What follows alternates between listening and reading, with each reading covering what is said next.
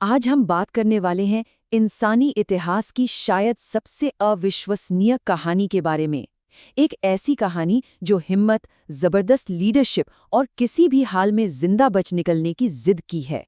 सोचिए, जब सब कुछ खत्म हो जाए, जब उम्मीद की कोई किरण ना दिखे, तो एक इंसान आखिर कितना कुछ सह सकता है।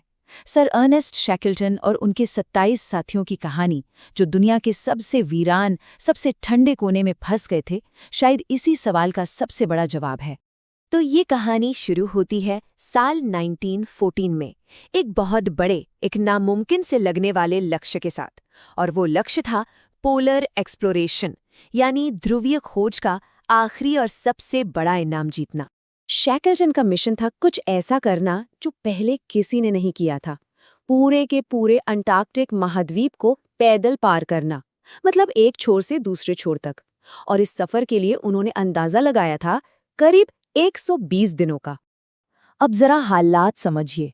इस टीम को सामना करना था ऐसी ठंड का जिसके बारे में हम सोच भी नहीं सकते, -50 डिग्री सेल्सियस। और ये सब बिना किसी मॉडर्न टेक्नोलॉजी के। कोई जीपीएस नहीं, कोई सैटेलाइट फोन नहीं, कुछ भी नहीं।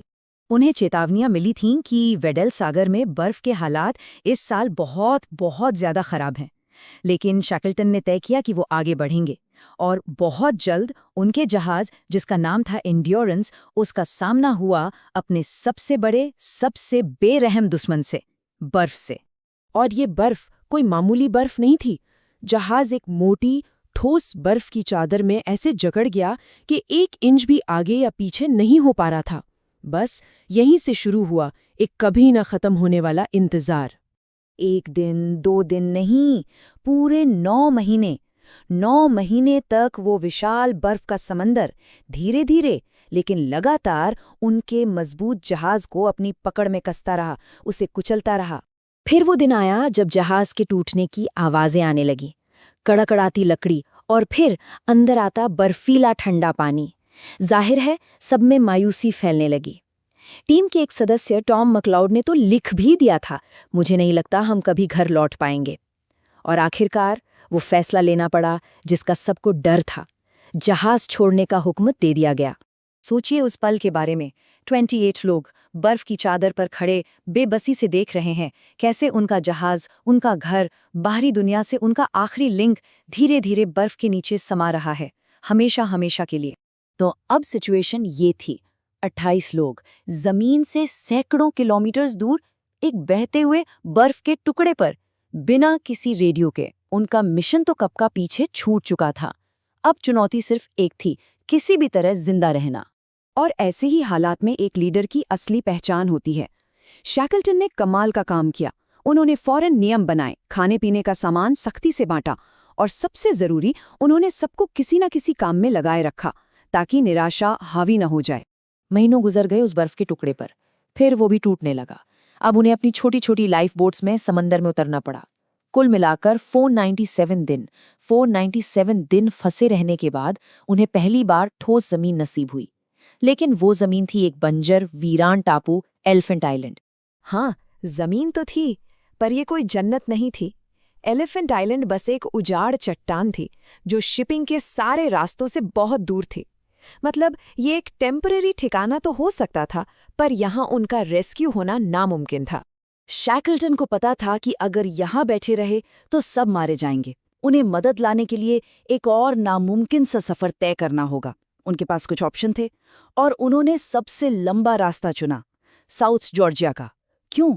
क्योंकि उस रास्ते पर समुद्री धाराएं उनके हक में थीं, और वो ड्रेक पैसेज के सबसे खतरनाक हिस्से से बच सकते थे। अब सोचिए, शैकल्टन और 5 और लोग सिर्फ एक 7 मीटर की छोटी सी लाइफ बोट में दुनिया के सबसे तूफानी, सबसे खतरनाक समंदर को पार करने निकल पड़े। ये एक सुसाइड मिशन जैसा था। 1-2 दिन नहीं, लगभग 3 हफ्ते उस छोटी सी खुली नाव में, जिसका नाम था जेम्स कैरिड, वो लोग तूफानी हवाओं और पहाड़ों जैसी ऊंची लहरों से लड़ते रहे। ये किसी चमत्कार से कम नहीं था, पर वो साउथ जॉर्जिया पहुंच गए। लेकिन किस्मत ने एक और इम्तिहान लेना था। वो द्वीप के गलत साइड पर पहुंचे थे। दूसरी तरफ वेलिंग स्टेशन था, जहां इंसान थे, लेकिन बीच में थी एक अनजान, बर्फीली और बेहद खतरनाक पहाड़ी रेंज। उनकी नाव समंदर के थपेड़े खा खाकर टूट चुकी थी।